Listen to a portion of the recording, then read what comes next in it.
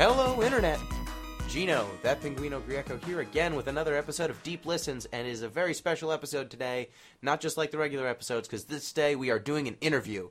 We are changing up formats, and I am joined, as always, by Billy Rothert, first of all. Hi, everyone. My name is Rothgar. I'm really excited because I played Smash absolutely a ton, and I never really had a place where I could talk about it, and now I've got one of my good friends and local name person.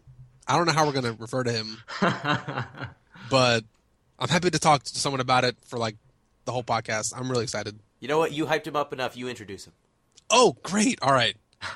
Everyone, let me introduce my good friend and resident ranked smasher, Nikki. Also called, how do you pronounce her name? My tag? Yeah, your tag? I go by Tohfoo. Okay, I just want to make sure that I wasn't going to mess it up. But it's spelled all weird. Yeah. Tohfoo. Perfect. So who are you, Nikki? Yeah, so I go by Tohfoo. I'm currently power ranked at number 19 in the MDVA DE, it's hard to say, region. In Super Smash Bros. For Wii U. So can you break down what that region is for people who don't know the acronym? Sure, yeah. So MDVADE stands for Maryland, Virginia, and Delaware. So it's that tri-state region. Yeah, the hot corner. Yeah, exactly. Nice. So the reason, if people didn't understand, we're here today is to talk about Super Smash Brothers, and particularly how, Nikki, you got into Super Smash Brothers, what competitive Super Smash Brothers looks like for people who may not be familiar with the scene. And so why don't we start out, Nikki, how did you get into competitive Smash, from the roots? Sure, yeah. Well, I've been playing Super Smash Brothers all of my life back in, when I was in, I don't remember, first or second grade. My cousins and I would always used to play Smash 64, the OG Smash, and always played it through, my life. And when I got to college is when I first started dabbling with a semi-competitive scene at the university that I attended. Billy was there with me, and we all went to the same school, but yeah, there was a school kind of localized Smash scene, and we did school tournaments, and that's kind of when I got started doing some tournaments, and that was when Brawl was popular. Yeah, and was Brawl ever popular? It was always popular.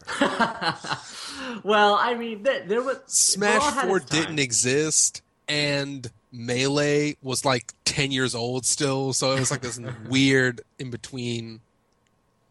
Yeah, it was the weird transition phase where people were kind of starting to fall off from Brawl, and either just kind of dropped off from the competitive scene entirely, or they're going into Melee or Project M. Or they were modding the hell out of Super Smash. Yeah, exactly. So who's your main? Who is the character that you gravitate to the most? Yeah, in Smash 4, I started off maining Sheik. I just really liked the character. Kind of carried over from... I used to play Project M a lot before Smash 4 was released, and I used to play Sheik in that game as well. You played Sheik and Zelda in Brawl too, right? Yeah, I actually didn't play Sheik in Brawl. I just played Zelda in Brawl. Okay. Yeah. Just ignore that transformation Well, I guess option. it was one character then, so... Yeah. So you stuck with Sheik the whole way? Yep, I've been sticking with Sheik, although Cloud was released, a couple weeks ago. Oh, yeah. And I'm really, really liking Cloud, and I've been trying to co-main Cloud and Sheik as of late. Very cool. So, one of the big things is Super Smash is very, very different from other kind of traditional fighting games. You're not taking someone's life down to zero. You're knocking people out of the screen. And so I feel like people who are necessarily familiar with something like a Street Fighter or a Mortal Kombat might not actually understand how Smash works on a competitive level. So what are the rules usually for a competitive game? Sure, yeah. So most tournaments, some differ, but most tournaments have 2 stocks, 6 minutes, no items as the standard rule set. And there are a number of stages to choose from. They're called starters, the stages that you can play on in game one. Usually, games are carried out in best of three sets, and whoever wins the set will move on to the next round. Yep. And so, what is the difference between like a starter map you can pick and a map you can pick as a counter pick? I guess after the first round. Yeah. So, the difference between starters and counter picks, that counter picks usually have some kind of quirkiness to the level, and this isn't like trying to pick I don't know, like a Palutena's Temple where it's just a super giant stage or anything like that, but there's just something slightly different about the level that'll give certain characters more of an advantage A lot than of the times starter there stages. will be like a platform that's there or some kind of non-flat surface that there's funny tech that will happen. A really good example is back in Brawl. Lilac Cruise was a really good counterpick stage because in almost all senses it was a pretty fair stage. It was built very well, but it had this weird tilting effect. Stage would tilt back and forth and to make some characters get stuck where they shouldn't get stuck. So that's a really good example of a counterpick stage. It in all other senses was a fine stage, but because it like rocked back and forth a little bit, it caused funny mechanics to happen. So it's not like someone's picking poke floats and all of a sudden No. it's becoming a platformer. No. There are some stages that just get straight up banned though. Okay. Yeah, then we're not most allowed. stages in the game are not tournament legal. There's a variety of reasons. A lot of them include them being just too large for reasonable play to occur on because they're supposed to be big fun stages for friends to play on. Like a Hyrule Temple or something. Yeah, like that? Hyrule Temple or something like that, or they just promote campiness or illegitimate techniques to occur. Some stages damage you. Some stages have walk-off ledges, and Nikki can go into some of the do's and don'ts of that kind of stuff. Yeah, why don't you regale us with some of the do's and don'ts? I just don't know him as much for Smash 4, so you probably be better than me. Are we talking about counterpick still, or? Like why a stage might get banned in Smash 4. Oh, yeah. So, for example, I'm trying to think of a banned stage. So, let's see. Jungle Hijinks. Yeah, that's the one with the barrels, right? Yeah, where you actually break, like, you get a new dimension of stage. There's like two Right. levels of stage. Yeah, so that stage is really weird because you can jump into barrels, and there's like a third dimension. So traditionally, Smash Brothers is just kind of a 2D game where you're not moving in three dimensions to fight each other. You're just on one screen moving left and right. But this level adds that third dimension. You can hop into these barrels and you can move back into From like into front the screen stage. to back screen. Okay, so it's like a foreground background sort of deal. Yeah, basically. Oh, that's crazy. It plays like one of those old adventure games like Simpsons or Final Fight where there's like you can move up and down, but you're really just going side to side. Yeah. Yeah, foreground background, I think maybe it was one of the Final Fight games. There was a fighting game series, 2D fighting game series that did some foreground background, like sidestep to get away from the dodge, but I have never seen a Smash Brothers stage that does it. And is there different platforming on the foreground and the background? So like you have to worry about your footing, or are they pretty equal? No, they're different. There are platforms all over the place. Some stages have platforms that fly in after a certain amount of time. Some platforms disappear. Is Stage has- Town and Sorry, go City counterpick? Town and City is actually a starter for most Okay. tournaments. Yeah. Okay. So, a starter, who gets to pick the starter? Is it a coin flip, or who gets to decide that? Yeah, usually people just rock, paper, scissors to decide who gets to ban first. There are generally 5 stages that you can pick as a starter. Whoever can ban first will ban one stage, and then the next person bans 2 stages, and then the other person bans 2 stages, and then they start playing on the only stage that's not banned. Oh, so that's how so it's almost a Dota-esque system with bans, and you're not just picking from a set. You are basically saying, I don't want to play on these stages, and then Right. you come to an agreement. Okay. That's And pretty are different. the stages that get banned, are they only banned as starters or are they banned in the whole set? Just as starters. So per game, you do ban. So for game one, both players ban until there is only one stage left. And for game two, the winner gets to ban one stage that they don't want to play on, and then the loser of game one gets to counterpick to any of the available counterpick stages. Okay, nice. And the same thing with game three. Is the counterpick stages, is the roster for counterpicks bigger than the initial potential starter stages? Depends on the tournament, but generally adds, 2 or 3 counterpick stages. Okay. And so I guess before you even get to the stage select, are there any characters that are banned as of yet? No. Smash 4? Okay. Are there any techniques that are banned? Have we found any infinites or stalls right now? Well, as of right now, no. Actually, in doubles, Game & Watch and Sheik was a team combination that was banned. True. They have an insta-kill combo, is that right? Or right. Like an insta-kill move? Yeah, Sheik can just up B into Game & Watch's bucket a couple times, and then the bucket will either break your shield immediately or just kill you at 0%.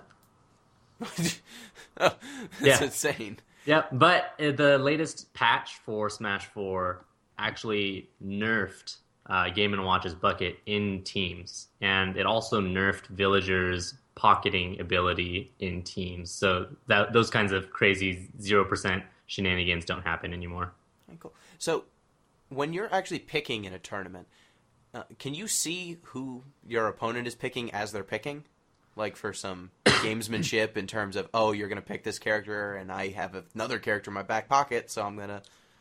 yeah, so... Because with Street Fighter, and there's a tournament setting that will basically make it blind picks, so you can't see who someone has picked until both have selected. Right. So they did that to get around that issue, but... Gotcha. Yeah, that's not really actively enforced, at least at the tournaments that I've been at. I think the players, if they want to, can request it, but I don't think anyone really does. Yeah. Okay. Well, my only experience comes from running Brawl tournaments where that was in the Brawl rule set. If players wanted to have blind picks, they could. But I never saw anyone elect blind picks.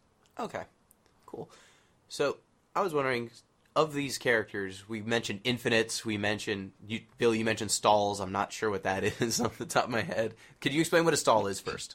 Sure. So in previous Smash games, I'll say it like this. Smash 4 did a lot of new stuff, and overall it's helped the competitive scene. In older Smash games, there were certain techniques a character could do that might stall or break the game or cause glitches to occur, and that was frowned upon and then eventually banned. For example, a character, Sonic, from Super Smash Bros. Brawl could use their neutral B move underneath a stage and stay there forever, and if your opponent couldn't chase after you, you could effectively end the match just by doing that. If you got one stock ahead of your opponent, you could just run under the stage and time the match out and you'd win by default. So those techniques like that were...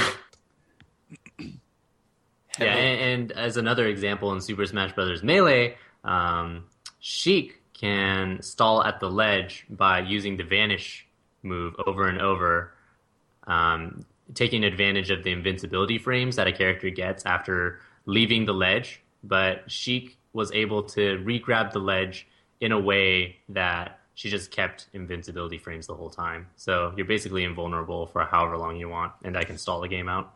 In Brawl, Meta Knight could just leave the game and never come back. He had a technique, like he had a move that was his down special move that made him disappear for a short time and then reappear and do an attack. But there was a way where you could make him repeat the disappear animation over and over and over again, and so you had to keep like mashing a button sequence to do it. But if you did it, he would just disappear and never show up again. Meta Knight, what a deadbeat. He just disappears, never comes back. Luckily, these things don't exist as far as we know in Smash 4, which has done wonders for competitive possibilities. Cool. So my main question is, since Smash is such a different game than like a Street Fighter or Mortal Kombat or Killer Instinct, the traditional 2D fighters where you've got a combo meter, you've got established chains or links. There are multiple ways to do a combo. In Smash, combos look very, very different. And so I was wondering if you could explain what is a combo in Super Smash Bros. Because other than something like Marth's forward B that he used to have in Melee, that actually combo together if you execute them properly. Wish it did, but it sometimes doesn't. Well, but it's supposed to. It's a move that's supposed to be like a combo. Yeah. But other than those types of moves, there aren't very many ways that look like a combo traditionally. Yeah, so in Super Smash Brothers, a combo... Well, so there's a difference between just saying combo and saying a true combo. A true combo means no matter how someone is pressing buttons and using the controller on the other end, they're going to get hit by these sequences of moves. There is no way they can get out. Correct. So that's called a true combo in Smash. A regular combo, there might be a possible way for an opponent to escape it, but it's just defined as, a sequence of moves that you're using to hit your opponent with. Now, Nikki, does a true combo still exist if it's percent dependent? Yes, it does. Okay, so if a true combo happens at 0% but not at a certain other percent, you still call it a true combo as opposed to a regular combo? Yeah, you would say, you would say it's a true combo at X lots and Y of percent. lots of up tilt cycles will true combo at 0% but not at high percent. Correct. Got it. What is an up tilt combo? So an up tilt combo, correct me if I'm wrong, Billy, is when you're just using up tilt over and over and it just chains together and your opponent can't get out of it at certain percents. Is there still move negation in Smash 4? I can't remember. Yeah. Okay, so this is what makes it work. There's this mechanic in Smash called still move negation. I don't know if it exists in other fighting games, but I'll explain. Maybe Gino can tell me what it's all about.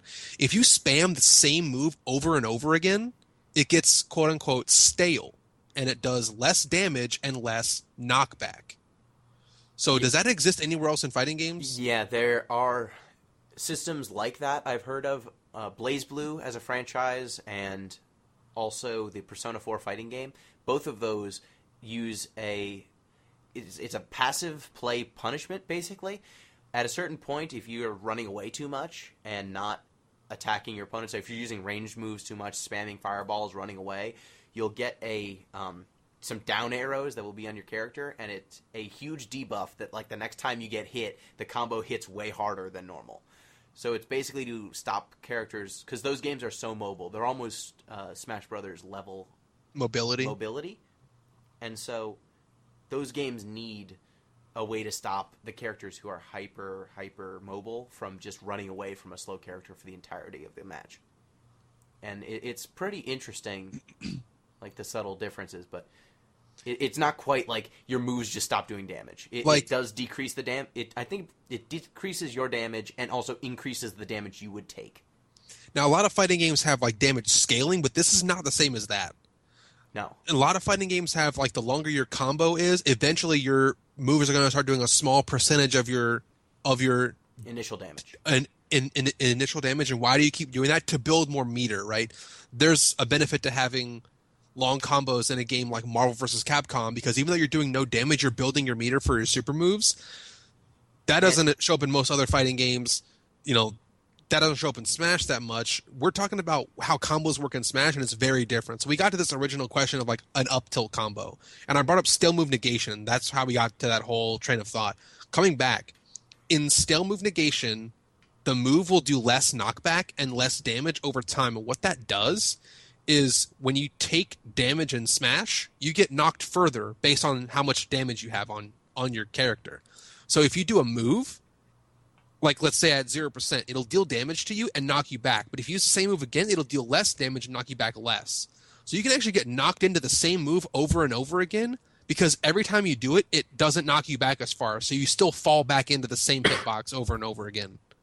So in Smash Brothers, are true combos, a really significant part of the game, or is it largely mind games and creating combos where, it's more that players don't know how to escape or the reactions are too tight for them to get around? I would say they're equally as important. In the competitive scene, people try to take advantage of true combos whenever they can. If an opponent isn't aware that at a certain percentage, a certain move will confirm into a kill, then that's a huge disadvantage for that player. So knowing true combos in Smash 4 at least is very important, and I mean obviously very important in any Smash game. Is that ever going to be feasible for all character matchups? No. Knowing all the true combos? No. That's what makes this game really cool. I think this game, more than any other fighting game, gives you the most advantage for knowing your character more than your opponent knows your character. Because there's stuff like in Street Fighter where like all the frames are just like out there, and you can just figure out how every frame works with every character. And there's just so many physics involved in a Smash game. It's almost impossible to make that list exhaustive. Yeah, and I really like that about Smash because it's like the combos, or at least the mind games, and it's just all very organic. So while you're playing, you're really playing against the player. I mean, there's obviously character matchups, but ultimately you're playing a mind game with your opponent the whole time, and it's very. I guess that's a huge differentiator. Yeah, so when I try to describe Smash to people who may have played more traditional fighting games, I usually try to describe it like it's the difference between jazz and sheet music. Like combos in Super Smash Brothers, the combo you would do on a D is not the same as the combo you would do on a Kirby, using the exact same character and using the exact same hits, just because their hitboxes are different, their knockback is different. Usually, like, the situation will be different. Sometimes you're in the air, sometimes you're not in the air. Sometimes you're in the air, but you're near a platform, so all of a sudden you can do this weird thing called teching. Oh my god. We're not going to get into that yet. Yeah, whereas in a Street Fighter game, against all but like the widest or the skinniest of characters, for the most part, your setups are the same. Your combos will hit confirm into the same ultras, and the number of characters who it won't work on is usually 1 or 2, instead of Smash where it's like, who knows? Unless it's a true combo in this very specific situation, and you have to know that setup. So, Billy, you wanted to say? Well, a lot of true combos, they occur at 0% where things are really predictable, because the only time you get like the exact same scenario over and over again is on a new stock. That's like the only time you're guaranteed to get the same start, is from 0%. It's a fresh stock. You're on your opponent's, the beginning of their life, I guess. So lots of true combos are measured from where they start, and a lot of them start at 0%. There are some true combos that happen elsewhere. And Nikki, can you give us a couple examples of true combos on some of your mains that happen outside of that super low 0% mark? Yeah, sure.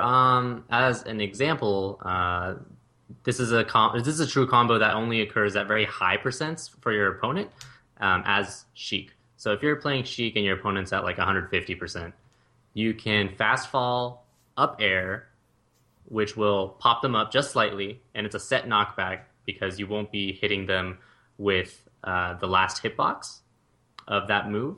It will pop them up just slightly, and then you can up smash immediately, and that's a true combo. It only works at very high percents. And another example is if you're playing Fox, you can hit your opponent with the sour spot of neutral air, and that will confirm into an up smash at certain percents. What is a sour spot?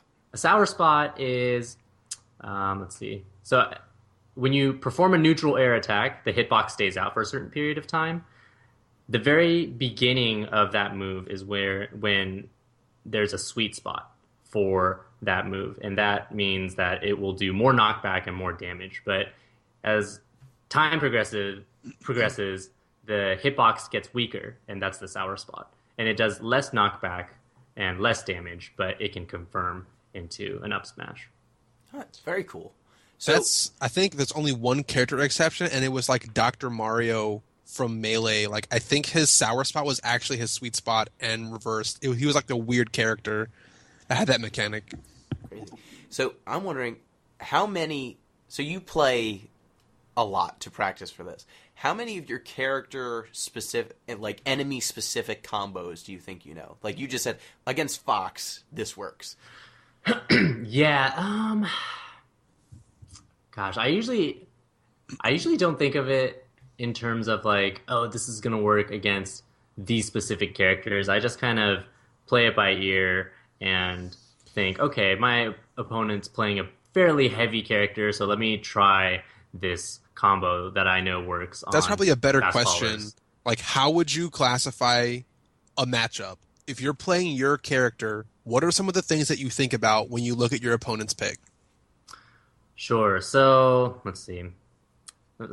So in Smash 4, there's a character called Little Mac, and everyone who has played Smash 4 knows that Little Mac has a horrible recovery, which means that if he's off stage, you're most likely just going to die because he has a really hard time getting back onto the stage. So if you're, say, playing against a Jigglypuff as Little Mac and you get thrown off the stage, Jigglypuff has really great aerial mobility, so she can cover a lot of space in the air. Little Mac, on the other hand, can't, and he has a really predictable recovery pattern. So Jigglypuff can take advantage of that and hit him with a really weak attack, but that's still going to knock him off the stage and confirm into a KO. So that's a really basic example of what you would think about in terms of character matchups. But yeah. I've thought a lot about character matchups, and when I play Smash 4, I'm maining Link right now, and I think about a ton of stuff for character matchups. Like, I think about the physics, how tall they are, how fast they run, because all that stuff goes into my pre-game plan. Like, I know that some characters, if they run fast, can run a certain distance, but like from where they are to me between my projectiles, so I have to play a different projectile game. Somebody like Captain Falcon or Sonic runs really fast, so my projectile game isn't as strong, because even if I hit them with like my side B boomerang move, I can hit them, they'll hit the ground, and before I can do another move, they could run like halfway to me, so my projectile game gets really weak. Link has a really strong zoning option, which is his grab in the air, which is called a Z-air or Zair. And it essentially uses his chain hook shot as an attack in the air. And it hits characters that are above a certain height, and it's great for zoning. But short characters like Pikachu or Kirby or Jigglypuff or even Sheik, if Sheik is running, who like crouches, and Marth crouches when he runs, doesn't hit those characters. Characters that are floaty, I cannot do my jab confirm into grab techniques as easily, because they're going to be still in the air after I try to cancel into my grabs. Like, there's so many things that I think about before a matchup, and Nikki probably does the same stuff for a lot of his characters, even though we don't think about it explicitly before the match starts, but we're thinking about it. Yeah, and that's something that even the top players in the scene, I mean, it's a constant thing. Everyone's always thinking about, oh, maybe this character matchup wasn't as bad as we thought before because of this technique.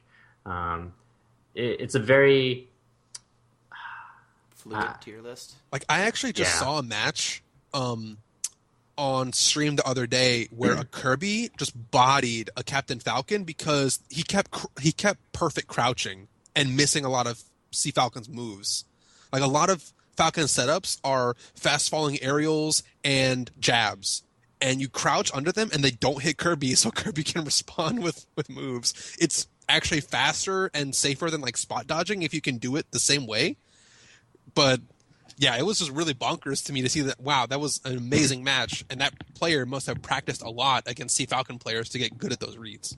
So I was wondering, how does zoning work in a game where everyone has an invincible dodge move and a shield?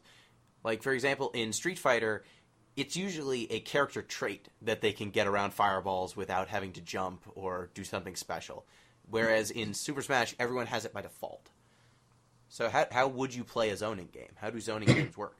Yeah, it's really heavily dependent on, well, first of all, shields and dodging in Super Smash Brothers. They have some So shields, for example, have something called shield stun. So after you hit a shield, there's a period of time where you can't do anything until that shield stun is over. The attacker And or the defender? the defender. And if you spot dodge, or if you air dodge in the air and you land on the ground, there's a little bit of end lag where you can't do anything for a really short period of time, but your opponent can punish your character for being in a laggy animation for choosing a defensive maneuver. So can you play a pure zoning game? Like, could you pick Samus and just go, I'm going to go missiles and laser beams and bombs, and that's where I'm going to live? And some people do that. So if I were to play against a Samus who's just shooting missiles, I can do something called perfect shielding, where I'm dashing towards my opponent, and as the projectile is about to hit me, I can put up my shield, and if I do it on the correct frames, I can drop shield immediately and continue dashing towards my opponent.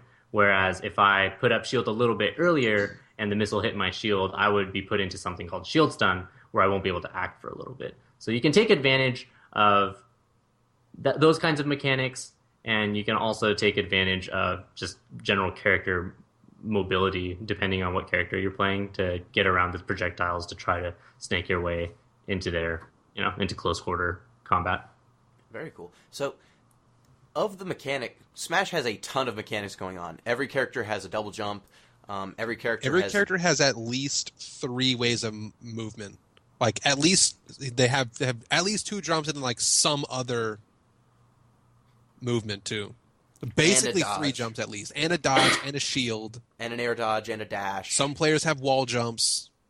Some have grapples to walls. Some players can crawl. Mm-hmm. Yep. And so, are any of those mechanics not useful in a competitive setting? Like throws in a casual game, people don't throw very often. I assume throws are more useful in competitive than that. Yeah. Do you use pretty much everything, or certain character? Yeah. I'm going to say yes for the short answer, but certain characters have very strong throw combos. It's very character dependent, but yes, generally most techniques are used in the game. Very cool. So one thing that really sets this game apart from other fighting games is the notion of slams or spikes or smashes, moves that actually do the finishing. Because in other fighting games, you can just play footsies, you can be throwing out little jabs, and as long as you hit enough times with that jab, it will kill them. Smash is completely different in that way. If you're just hitting someone for 300% damage with a jab, it doesn't really matter because they're not dead. So how do you set up? Could you explain how you would set up for a smash? How you actually confirm a kill in Smash Brothers? Sure. It's really just trying to bait your opponent into falling into a particular pattern. So, for example, if I'm trying to wall out my opponent off stage, but I start walking back towards center stage, my opponent's probably going to want to move a little bit closer into the stage at that point. And if I can bait out my opponent to jump and land right in front of me, that's going to cause a little bit of end lag for my opponent, which I can punish with like a smash attack and finish them off. Or if I notice my opponent is using regular get up from the ledge, like every single time as their ledge get up option, I can guess that they're going to get up regularly from the ledge again and just throw out a smash attack preemptively before they even get up. And if I guess correctly, that'll finish them off. So do some characters have problems actually getting kills because maybe their smash options aren't great or they don't have another way to actually finish someone? Yeah, actually, Sheik has a tough time killing. And I sometimes struggle with it. Sheik is a very quick character in Smash 4, but she really doesn't have any moves that do a lot of knockback. There are a couple of exceptions, obviously, but her sweet spot up smash, right, is one. Yeah. Is Bouncing Fish still a good option, or did they nerf it too much? Bouncing Fish is still a great option, but most of the time people in the competitive scene are looking out for bouncing fish. Is sweet spot up air still good? Does it have a sweet spot, or is it? Yeah, yeah. Up air will kill if you hit with the last hitbox. Okay. So, how many moves would you say Sheik has that can actually kill someone? Let's see. So she has her up B vanish, which will kill if you hit your opponent with the beginning hitboxes. Forward smash can kill, but that one's hard to hit. Up smash, sweet spot will kill. Down B, bouncing fish will kill. I guess the right question is the right question is how many moves kill with like out a condition in front of them. Yeah, without like someone's trapped off stage and you're just walling them out, or you've got someone against a wall on a level where the wall is the edge instead of like a ledge.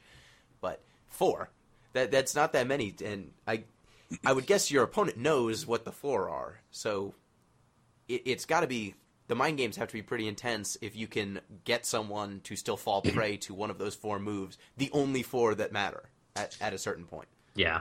I mean, I really like mind games in Smash. It's one of the things that I have enjoyed the most about the series, and I think it's what sets it apart from other fighting games because almost every single time you get a combo, not a true combo, this is the distinction, it involves what we call like a read or a guess.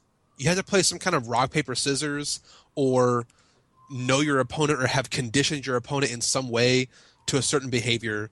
So you mentioned something about getting on the ledge, I think, Nikki, and that's great because you have, I think, 5 options once you grab a ledge, maybe 6. Let's try to count them. Like you have your get up with no attack. Mm-hmm. You have get up with an attack. Yep. You have roll onto the stage. Mm-hmm. You have jump to the ledge. Sorry, from jump, the ledge, yeah. Jump from the ledge, and then you have let go and do something else. Right. Is there anything that I missed? I think that's everything. it. I think that's it too. I'm not going to include slow get up attack because that happens like at a higher percent. Does that still exist in Smash 4? Do they have a slow get up attack? I don't think it does. All right, it existed in like Brawl. I know it might maybe in Melee too. I'm not sure, but there was like 2 levels of the get up attack. Anyway, there's 5 of those options, so you have to play like a 5-way rock paper scissors. And if you win, if you can condition your opponent to a certain one of those things, it can mean the difference between setting something up or not. That's one of my favorite rock, paper, scissors. And we have that in other fighting games. The one that comes to mind is Marvel, like Marvel vs. Capcom, when a character's coming onto the stage from maybe one of your other characters getting KO'd, or they're doing like a hard tag or something. When they come in, they're going to be in the air, and they're going to have to guess how to block most of the time. They're going to have to guess, like, oh, do I block this way or that way based on what my opponent could do towards me? That stuff kind of happens in Smash. It's translated differently. It's translated to what situation did I just put my opponent in, and what are their options from that situation. If I guess right, I get advantage. If not, I either lose or it's like a wash. Yeah, so, and Akuma and El Fuerte are 2 of the characters from Street Fighter who are the most... Do they call them cyclones or whatever? Well, Akuma's Vortex is Vortex. What they called it. Basically, he had a situation that you could put someone in a knockdown state, and then he had so many options basically on jump in. There's a special move he does called the Demon Flip, and from that move, he has like 3 or 4 different options of what he could do to a downed opponent. And so all of them ended up with the opponent downed again. So whatever you guessed, if you guessed wrong, you would end up in the exact same spot with another guess. And El Fuerte is basically 50-50s the character. All of his moves... Flip a coin, character. If you're not super strong with El Fuerte does have some combos, but if you're not great with El Fuerte, his thing is he runs super fast, and then all of your buttons, like all your punch buttons, become finishers off of that run, and all of your kicks become different finishers. So he can run at you, and then maybe he's going to do an overhead, or maybe his overhead instead is a grab that only hits you when you're standing. So it's an overhead, so you have to block high. So it looks like you need to block high, but he's also got one that if you're blocking high, grabs you, and they look identical. Or like he could slide at you, which you need to block low. Or he could run. He could turn and run away from you. Grab you too, right? Yeah, no, there's no slide. He's got an ultra that slide grabs you, but he can run away from you and then either jump to the opposing wall and then come at you, or he can do a backflip onto your shoulders and do a move. So all of his stuff is just like, do I need to block high? Do I need to jump? Do I need to... And certain characters have ways to escape it, but once you put someone in those vortexes, the guessing games are certainly there as well. And I played El Fuerte, so he's my favorite. Yeah, you did. Awesome. Asshole. You also played Hakan, which was arguably the worst character in the game. It's not true. Wait, hold on. Is it factually not true, or are you just defending him? It's hard to say he's the worst character. Well, I don't think he was ever the worst character. Okay, but fine. his main problem is just he's got very specific mechanics, and not very many players put the time and effort into mastering them because he's so weird and specific. And so I've seen really high-level players use Hakan, but not that many. He's good. He's just like, he needs to be oily. If he's not oily, he's not good. Just get greased. We're just going to grease slide into a new topic, by the way. Yes. This is one of my favorite topics in Smash. So we talked about good characters and bad characters. I want to get Nikki's opinion on this. One, do you think tier lists exist? Not should they, but do you think they actually exist in Smash currently? Yes, I think tiers do exist, but they don't matter as much in this iteration of Smash Brothers. I would agree. Do you think tiers ought to exist? So everyone should be perfectly balanced, is like in a perfect game design world? All right, so that's kind of an unfair question because they're always going to get subtle differences, right? But do you think tiers should have the emphasis that they do right now? Like in the community or within the developers? In the community. Well, I think tiers are just naturally going to be a topic of discussion because there's always going to be people who just want to play the best character before they pick up the game. Right. There's always going to be discussion of, well, why are you even play? If someone's, complaining about always losing as they play a certain character, people will be like, well, the character you're playing sucks. Why don't you just switch to a different one? I think maybe not explicitly tiers, but discussion about that character is better than the other will always be in any sort of fighting game. So here's where we get this from. It's like characters are different. It wouldn't be a fun game if they weren't. Because there are differences, inherently there's going to be stuff that's better, stuff that's worse, based on conditions, based on all kinds of scenarios. One of my favorite characters to play, and believe me, Nikki, I'm going to make you main this character eventually, is Ganondorf. Ganondorf is so fun to play in Super Smash Brothers. He was got fun. That Warlock punch. He was fun in Brawl. He is still fun in Smash 4. Is he good? Nope. But big and slow. Players can play him elegantly, and that's what makes Smash so special for me, is that you are a bad character that can do good things if your opponent falls for your traps, right? Yep. So what do you think about the disparity between what we would say is top tier in Smash 4 and bottom tier in Smash 4? Do you think it's closer or farther apart than in previous iterations? I think it's closer. I would agree as well. I think that's a really strong step ahead for the community. So, question. So we're talking about tiers. What makes a character high tier or low tier? Is it that they have better combos than people? Are they more mobile? Is it a combination of the two? Like, what is it that separates them? There are a lot of variables that go into that, but generally in Smash 4, if your character has a kill throw, if your character has a really good kill confirm, those kinds of things will immediately, make your character be higher in tier lists. If your character has good kill options, your character is automatically considered a better tier. Mm-hmm. And then the mobility stuff, I'm looking at a tier list, and it looks like the heavier characters tend to be further down for the most part. Is that also a problem, just your character being too heavy and too slow? Yeah, that is Yeah, that's an issue for heavies. Although recently, Bowser got a huge buff in the most recent patch for the game, where he can, if he grabs you at like 80% and up throws you, he can confirm into an up air, which will kill a lot of the time.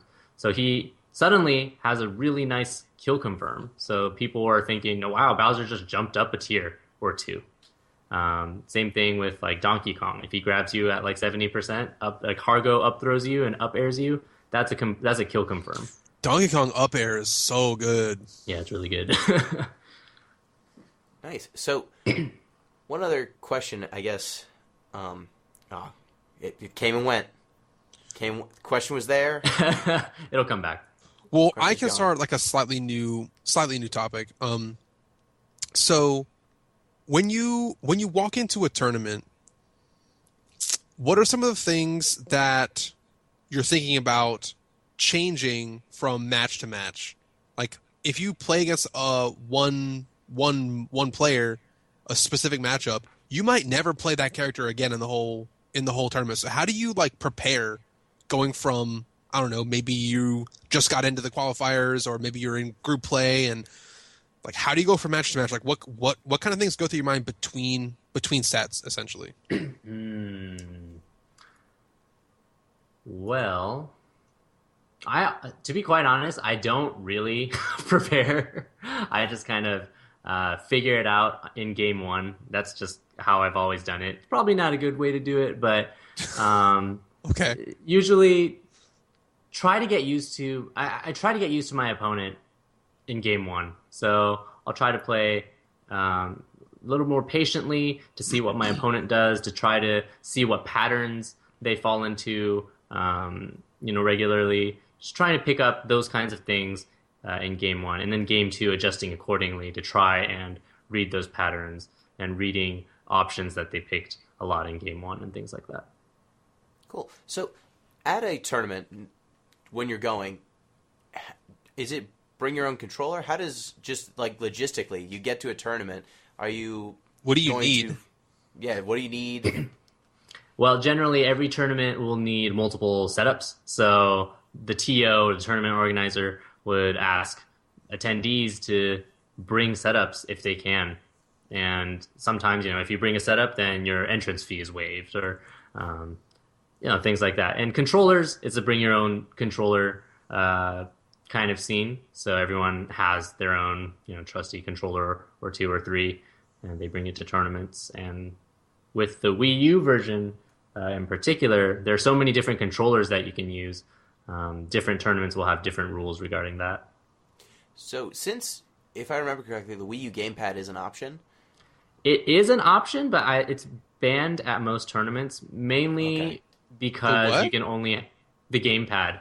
So one of these giant things. Oh, yeah, okay. Yeah, most tournaments ban the gamepad because only one can be connected to a Wii U at a time. Okay, that's what I figured. I was going to say, if there's two if both people want to play with gamepads, one person loses that fight. Yeah. So do people usually what are people using from what you've seen? Well, the most popular controller is the GameCube controller, and that's just become, over the years, the most, iconic, Smash-defining controller that there is. With Super Smash Bros. Brawl, people started playing using the Wiimote, or the Wiimote and Nunchuck, but the majority of people just use the GameCube controller still. Since the Wiimote had options, there was also the classic controller on the Wiimote, which a couple friends of mine use. You could play with the GameCube controller. You could even play... you could play with a lot of different controllers. You can play with a lot of controllers now in Smash 4. Is playing with the 3DS legal? At certain tournaments. Okay. So, I play with the Wiimote Nunchuck, and I had from Brawl onward, right? I made a switch when I picked up Brawl and said, you know what, I'm going to be done with the GameCube controller, out with the old and in with the new. I like it. I think it's better in some ways and worse in others, and this is actually one of the problems that I have with the way the game is coded. And let's sort of bring this up a little bit. How is Smash 4 different from other Smashes, but specifically I want to talk about the controller. So this is really hard and technical. In Melee, there were certain techniques you could do, right? Throwing it way back. Mm-hmm. In Melee, we had like wave dashing and dash dancing and stuff like that. That stuff doesn't exist in Brawl. There's no wave dashing? In Brawl? No. Oh, really? Mm-hmm. No. Yeah, wave dashing was only a thing in Melee. Excluding Project M, but that True. wasn't an official Smash game. In Brawl, hold on, I have something that's it. Oh yeah. So in Melee and in Brawl, there's a technique called a dash attack canceled up smash, or Dacus. It effectively doesn't exist anymore in Smash 4. I think there's like one frame she can do it, but that might have been removed. Yeah, they had patched out Sheik's Dacus. So I don't think Dacus is just gone. Yeah. Now, I liked that mechanic. I think that mechanic brought an additional level of skill and technique into the game. I think wave dashing brought an additional level of skill and technique into the game. If you watch Melee players, their mobility is insane. There's no other fighting game that has mobility like a Melee pro, and it comes a lot from what the controller can do or what it's not supposed to do but can do anyway, right? I think Marvel vs. Capcom players and perhaps some BlazBlue or anime fighting game players would be they would contest about mobility. I would defend like Melee players and saying their inputs are more complicated. They're more complex because in like Marvel games, like let's just take Marvel. Zero can lightning loop somebody and a computer can do it. Right? You can just like set up the inputs and like you can like TAS lightning loop somebody with Zero. But in some situations, you have to be a player and make a split-second decision to do some of the Melee mobility. And there's less buffering between moves, and some moves are frame perfect, and like it's way harder. It's, I guess, less elegant on paper, but I think more elegant to watch. So what do you think some of the controller restrictions and options have done for Smash 4, Nikki? That's an interesting... That's like a huge question. I get like a ton of intro. Right, yeah, no, that's a and then really just like said, question. Nikki, go. Well, the first thing that pops into mind is, as of right now, super advanced techniques like wave dashing or, like L canceling, things like that, don't seem to exist in Smash 4. But who knows? Maybe in though, right? Yeah, there have been new techniques that have been popping up, but it might be just a matter of time before someone discovers some groundbreaking tech that someone can do in Smash 4, and that's just going to change the competitive scene forever. But kind of going back to your original question, I don't know if it's so much the controller, but for people who play on the 3DS, people who like to play on the Pro Controller or the gamepad, that forces players to play smarter and rely less on tech. I guess this isn't really a comment on controllers directly, but because there is less tech that has been discovered in Smash 4, people have to rely much more heavily on mind games and just playing smarter in general.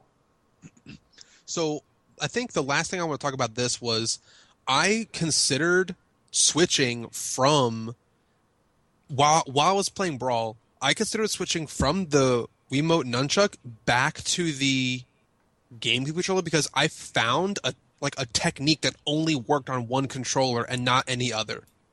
Right? That actually still exists in some of the Smash 4 scenarios. Like there's stuff you can do with a GameCube controller that you cannot do with a Wiimote Nunchuck, and unfortunately for me, it happened on the same character 2 games in a row. So I played Link in Smash 4, and I played Link and Falco in Brawl. And Link got shafted twice. So in Brawl, and they both happened to his bombs. So Link can pull out bombs and throw bombs at his enemies, and in Brawl, if you had a GameCube controller, you could hold a bomb, and instead of throwing it, which you should do by all other laws of the game, you could instead do your forward smash if you put in a certain button input, and it would like really mix up characters. Like there were ways you could approach and do stuff while holding a bomb. It gave you like another one of those pick a choice options, right? Right. Now in Smash 4, Link has a way to throw a bomb and it doesn't explode when it hits the ground. It just kind of stays there. But I can't do it on a Wiimote nunchuck. Why can't I do these things? What are they doing? Why can't you just make a control absurd. scheme that works for all Well, all I mean, controllers? it's a really diverse, it's a really odd problem to have where someone could be playing a game using a Wiimote and nunchuck, a Wiimote and a classic controller, a GameCube controller, a 3DS, or a Wii gamepad. I'm sure you can use like a DDR dance pad too, or some. I swear, like. And that's the crazy thing. So I've actually seen in Street Fighter, it's not as nuts because usually the different controller options would be a controller, a regular like a Xbox or a PS3 controller, depending on the system. Maybe a fight gamepad. There are some Mad Catz fight gamepads that people use. They're 6-button controllers with kind of a D-pad that's extra special and more precise.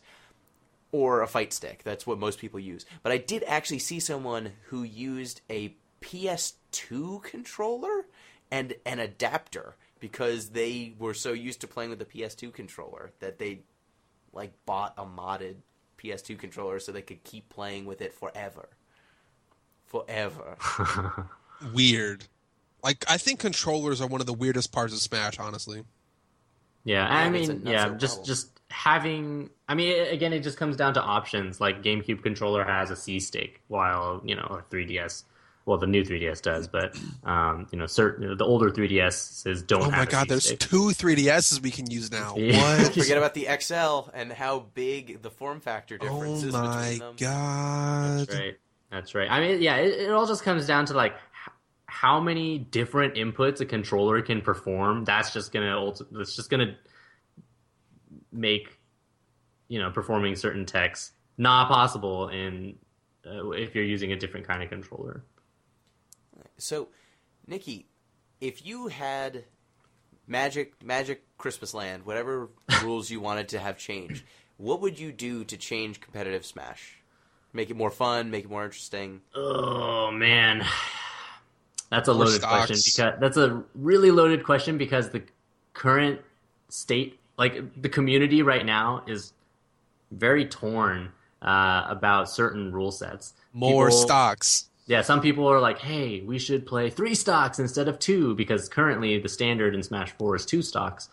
Some people want to change it to 3 stocks, but the community split. And, there's like one side of the community is just like, no, we have to stay 2 stocks. If it ain't broke, don't fix it. And the same thing happened last year when the game first came out with custom moves, because Smash 4 was the first Smash that introduced custom moves where you can replace certain B moves with other ones, and you can play with a quote-unquote custom character. This is not like in a Street Fighter game, where you like change your Ultra and at the start. This isn't like an assist character being like one character move or the other for like what assist you have. You could like rebuild a character almost from the ground up. This Mario's got the flute, but this Mario's got a cape instead. Yeah, stuff like that. It's Flood. What are you calling Flood?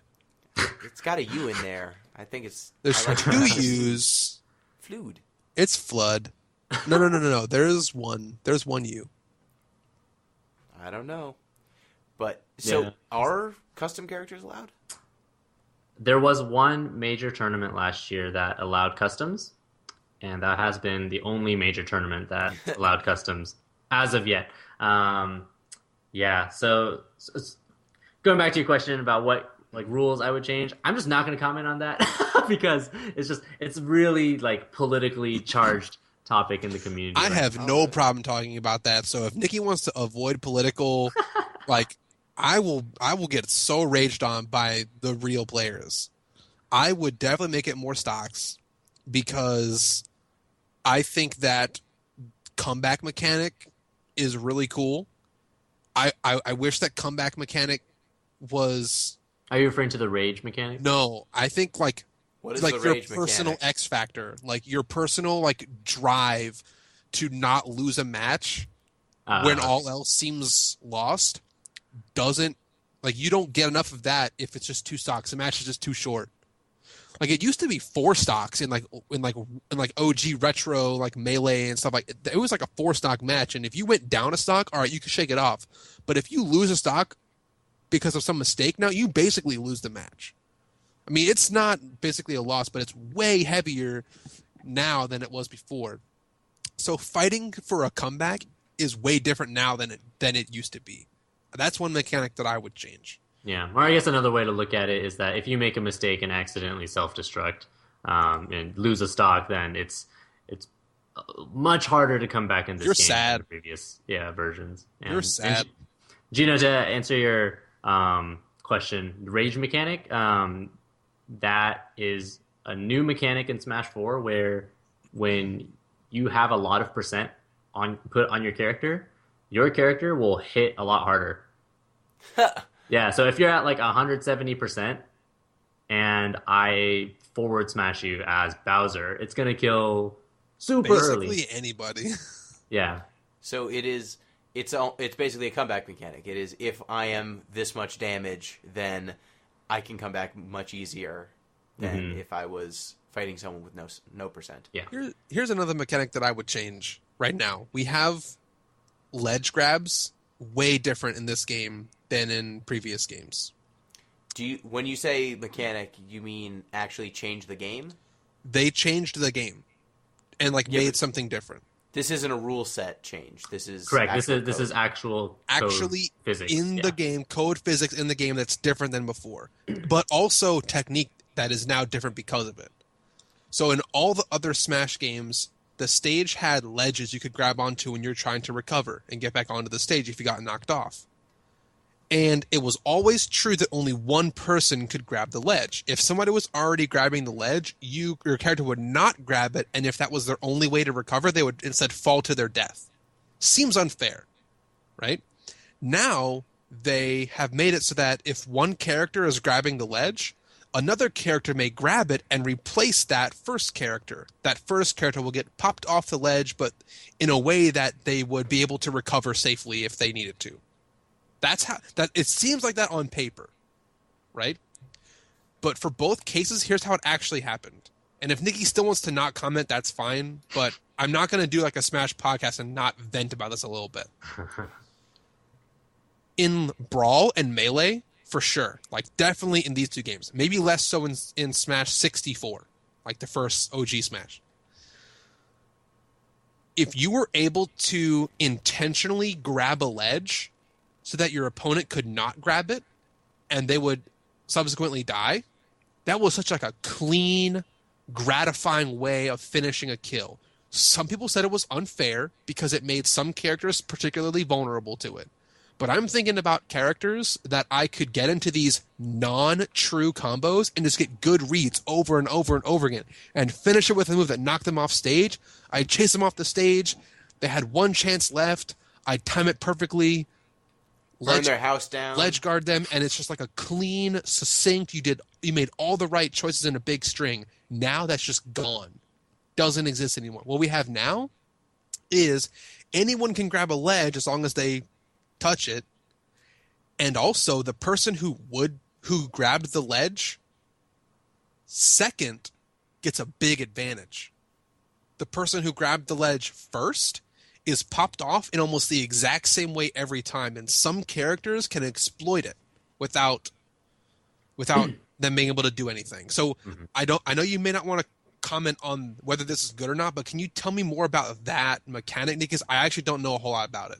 Yeah, sure. I mean, this isn't like rule sets or anything, so that's so that's called ledge trumping. When you Trumping. I couldn't remember the word. Yeah, so if someone's grabbing onto the ledge and you grab it right as they're grabbing it and they pop off, that's called ledge trumping. And certain characters can confirm kills that way. So can Sheik's back air do it? It used to be able to confirm into a kill, but they nerfed the back air, so it's not a reliable kill option anymore. Yeah, so that just adds another option for players playing Smash 4. So you can ledge trump somebody and try to confirm a kill, or you can ledge trump somebody, get back onto the stage, and see what they do next to try to recover. They added a new thing in Smash 4 where if you try to re-grab the ledge without touching the stage again, you don't have any invincibility frames when you grab the ledge. Traditionally, when you first grab the ledge, and every time you grab the ledge in previous Smash games, you have like a second of invulnerability. In this game, that invulnerability goes away if you re-grab the ledge without touching like the middle of the stage. Yeah, ground. In previous Smash games, you could grab the ledge up to 3 times before being forced to touch the stage or fall to your death. Like, it would force you to get up after grabbing the ledge 3 times. You wouldn't be able to grab it again. Okay. Actually, I think that's true. Yeah, I don't know if that's true because you can. Oh, sorry. No, it was true for Link's and other people's tether grabs. Oh, tethers, yeah. Yeah, tethers, you couldn't do that. So, I guess no one's making a big push for coin battle then. Not a lot of coin. Yeah, I think stock battles are here to stay. I want someone to get deep into coin battle. Like, you are all playing the game wrong. The developers always clearly intended us to be battling for coins. Yeah, so I guess, and no one's making a push for items, I assume, as well, or Smash Orbs, or any of those. Nope, yep. Items off, stocks on seem to be stocks here to stay. With time limit. With the time limit, yep. Mm-hmm. So, I guess, what are some of the things you have the most fun doing, like, in Smash? Just sort of like a closing talk. What's like the most fun thing about being a Smash competitor right now? I love meeting new people. That's really what's still drawing me into the community. Because if I just wanted to play the game against people, I can just play online now, and I'd be perfectly content. But I like meeting people in person. And I like talking to them and playing with them, doing really stupid things on the screen that you wouldn't do in like a serious competitive match. Just making friends. It's a lot of fun, and I think that's what I enjoy another thing. Another thing that you mentioned was that you can play online now. You couldn't do that before. This is the first time we had a really reliable online mode. You could in Brawl, but it was like a really bad online. Now there's a really good online. Yeah. And so you stream regularly, right, Nick? I do, yeah. So, you want to plug your stream? Oh, sure. So I stream on Twitch, and I go by Tohfoo on Twitch. My Twitch channel is Tohfoo _, so TOHFOO_, and I also have a URL redirect, so if you go to TOHFOO.tv, tohfoo.tv, that'll also go to my Twitch channel as well. And I also want to mention, before I forget, I am sponsored by a local organization called Dunham Gaming, and you can check them out at Dunham Gaming on Twitter, or you go check them out at dunhamgaming.com. I think the website's down currently, so but go check them out on Twitter. Last question I have is, if you were listening to this podcast and you were a new Smash player with starry eyes and just wanted to get into the scene, how would you go about doing that? I would definitely look on smashboards.com for a local competitive scene. Or it doesn't even have to be competitive. If you can find just a group of people who play regularly, go play with those people. If you want to get involved with the scene, just find people around you who play the game and get together with them and play the game. Like Nikki and I were playing in college, and there's no way that either of us would be anywhere near as good as we are if we didn't have just a solid group of friends to just play with all the time. Play more, play with a variety of people. It's real good. Nice. So, and now that online is actually reliable, that is an option for people to get their skills up. Honestly, I think online plateaus way early. Would you agree, Nikki? Like, okay, let me just finish my thought. I think online is fine for getting like a lot of different kinds of exposure, but I think if you want to like get hard mechanics, you need to have matchups over and over again with like a really good player at one character and stuff. So online can take you far, but if you want to get really good, it's going to end up you're going to need to play against really good people in person. Yeah, ultimately, if you play online, there's going to be a little bit of lag, no matter how good your connection is, and that does matter in this game. So, so I would agree. All right. So thank you, Nikki, for joining us. Thank you for having me. Where else so you plugged your stream?